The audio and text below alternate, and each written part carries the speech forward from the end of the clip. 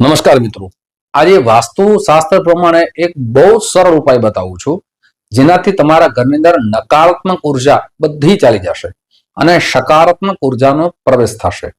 આપણે શું કરવાનું છે કે સૂર્યાસ્તના સમયે જ્યારે અંધકાર થવાનો સમય હોય ત્યારે આપણા ઘરની દરેક લાઇટો, પછી ટ્યુબલાઇટ હોય, લેમ્પ હોય, દરેક લાઇટો ચાલુ કરી દેવાની છે અને આ લાઇટો અડધી કલાક સુધી કમસે કમ ચાલુ રહેવી જોઈએ.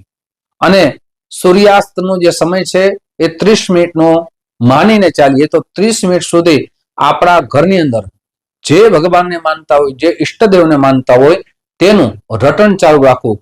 ઓડિયોના દ્વારા, વિડીયોના દ્વારા, પછી સ્તોત્ર હોય તોય ભલે, ભજન હોય તોય ભલે, કીર્તન હોય તોય ભલે, અને અડધી કલાક ચાલુ રહીએ એટલે આપણા દરેક ઘરની નકારાત્મક ઉર્જા ભગવાનના સંકીર્તન દ્વારા દૂર થઈ જશે. મિત્રો, આ ઉપાય કરીને એક વખત અનુભવ અવશ્ય કરજો.